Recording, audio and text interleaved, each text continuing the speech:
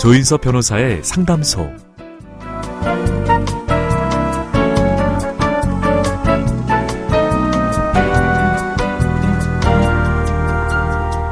오래된 시골집 나무 기둥에서 동그란 점박이 무늬를 보신 적 있으신가요?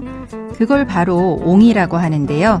나뭇가지가 꺾이거나 떨어져 나가면서 생긴 흉터라고 할 수 있죠. 옹이가 단단히 박힌 나무는 쉽게 갈라지거나 뒤틀리지 않아서 주로 건물의 대들보나 기둥으로 쓰인다고 합니다. 사람도 그렇지 않을까요? 오늘의 좌절과 시련이 내일을 버티는 힘이 돼줄 겁니다. 조인섭 변호사의 상담소 지금 바로 문을 열겠습니다.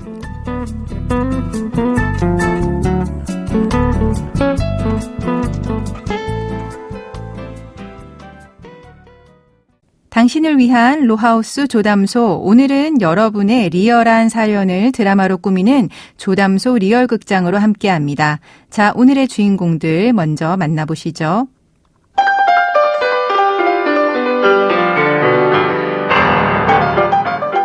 버섯 들깨탕, 들깨 수제비, 들깨 삼계탕 고소하고 맛있잖아요. 저는 그 들깨 쳐다보지도 않아요. 결혼생활 15년 시댁에 들들들 볶이며 살았거든요. 정말입니다. 이 사람 시댁에 시자가 들어간다면서 김밥에 시금치도 빼고 먹더라고요. 근데 그 정도까진 아니지 않았나? 당신 오버하는 게 취미이자 특기잖아. 저희 시부모님이 전통적인 며느리상을 추구하신대요. 주 5일 안부전하는 기본이고요. 저희 시어머니가 저 보실 때마다 하시는 말씀이 있어요. 예, 애비 밥은 잘 먹이냐? 근데요, 밥을 못 먹으면 배가 저렇게 남산만 하겠어요? 그건 기본이고요. 주 5일 안부전화하라고 하시는 것 정도? 명절 땐 엉덩이를 땅에 붙일 틈 없이 일해야 했고, 저 만삭일 때도 김장하러 시댁에 갔었어요. 그리고 제일 서러웠을 땐 저 딸 낳았다고 저거 낳아서 어떻소? 라고 하셨을 때입니다. 여보, 옛날 분이라 그러셔. 지금은 손녀들 이뻐하시잖아. 그리고 전업주부가 남편 아침은 해줘야 되는 거 아니야? 그리고 명절 때 나도 일한다 이거 운전하잖아. 김장도 내가 옆에서 거들고. 여보, 당신은 입 좀 잠깐만 좀 쉬고 있어봐. 저 결혼한 지 15년 정도 됐는데 휴가 때 저희 가족끼리 오붓하게 놀러 가본 적이 없어요. 늘 시부모님과 함께 했고 애들 고모며 고모부 생일까지 다 챙겨야 했습니다. 요즘 그런 집 없다. 화목하잖아. 저는요, 애들이 자라서 학교도 가고 저도 나이 들고 하면 좀 덜 하실 줄 알았어요. 그런데 요즘 들어서 더 심해지시더라고요. 누구네 며느리는 이렇다더라 저렇더라 비교하시고 애들이 성적 잘 안 나오면 학벌이 안 좋은 엄마 탓이라고 하십니다. 그런데도 이 인간은 사업하느라 바쁘다면서 그냥 나 몰라라 하더라고요.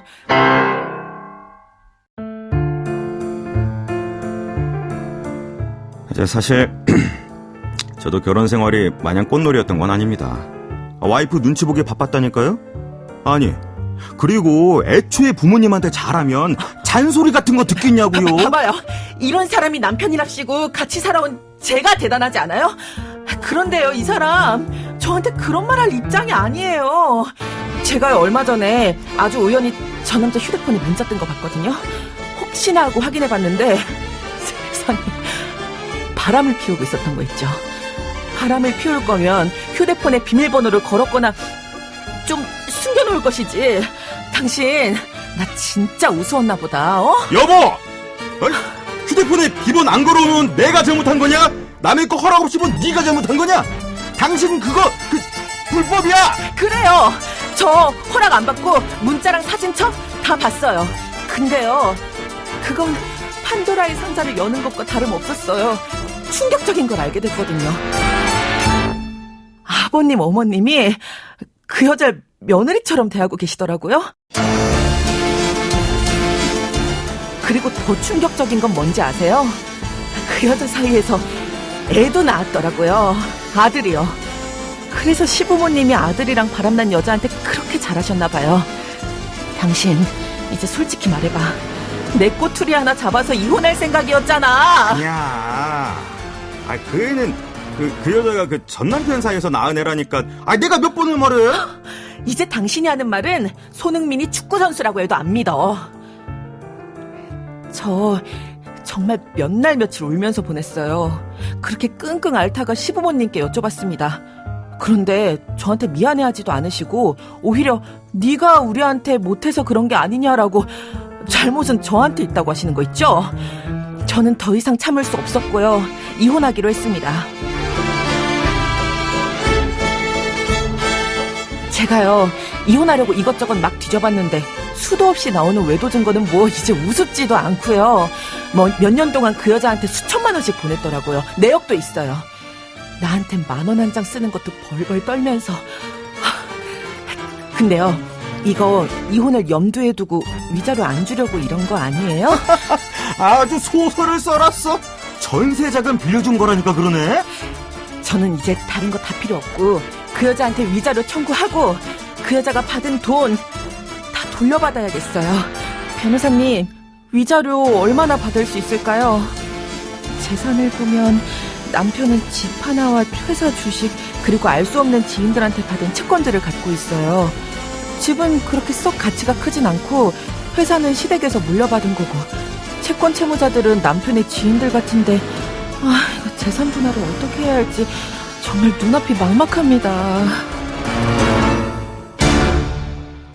인생 드라마의 주인공들과 함께하는 시간, 조인섭 변호사의 상담소 리얼극장. 오늘의 주인공들의 이야기를 잘 들었습니다. 궁금하신 점 있으면 물어보시죠.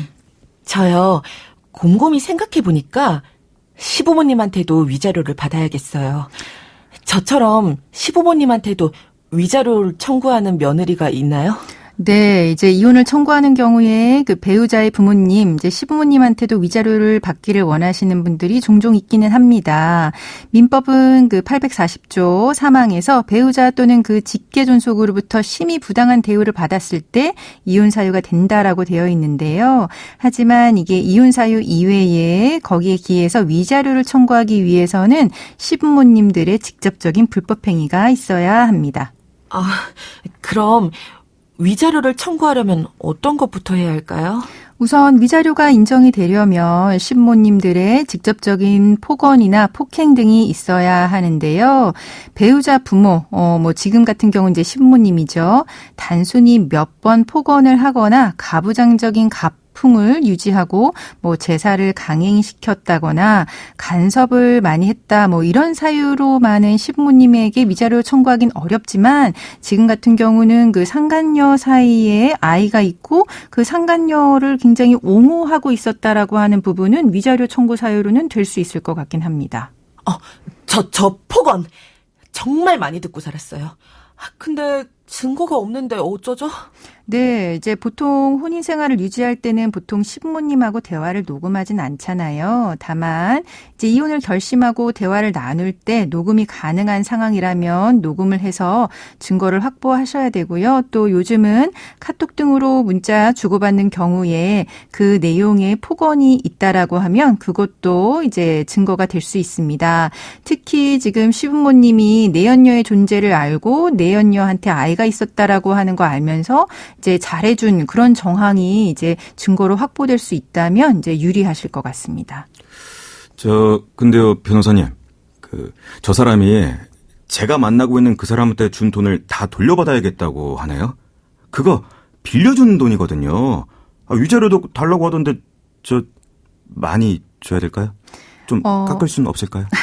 네, 일단은 좀 아이까지 있었던 걸로 조금 약간 예상이 돼서 부정행위 기간이 만약에 길었다면 위자료 액수는 많아질 것으로 예상이 되긴 합니다.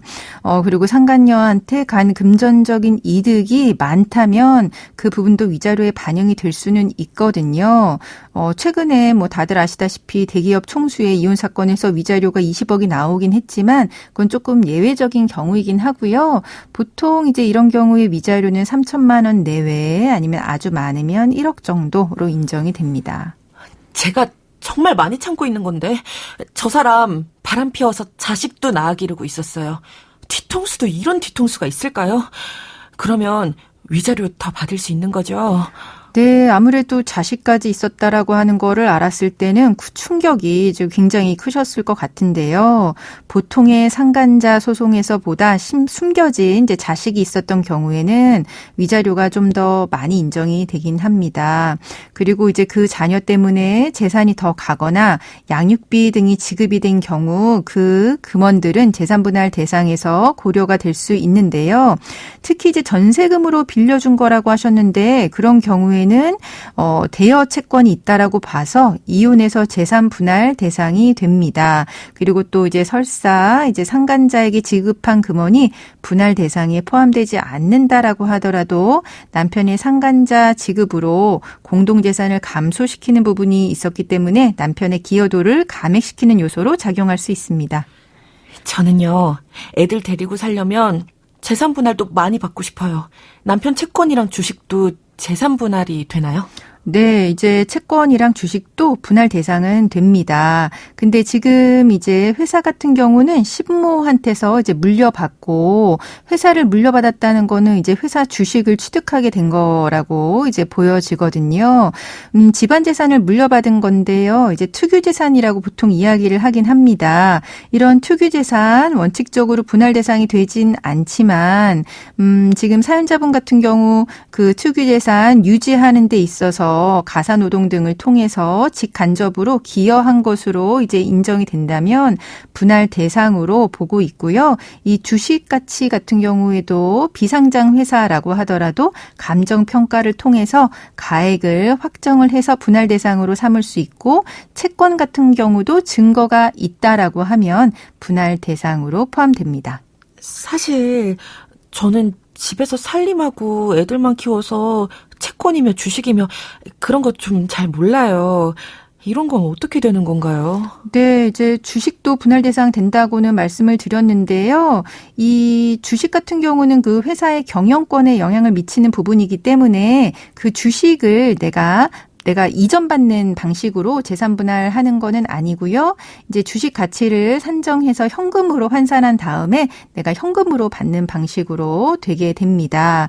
그리고 채권 같은 경우에도 이제 분할 대상이 되는데 채권 자체를 내가 양도받는 거는 아니고요. 채권의 가액을 산정한 다음에 이제 결국은 분할 대상 가액을 산정해서 받게 되는데 물론 이제 채권 자체 양도받는 걸로 이제 재산 분할 명하는 경우도 있습니다. 그런 경우에는 재산 분할로 채권 양도를 하고 채무자들에게 채권 양도 통지를 하는 방향으로 재산 분할하게 됩니다.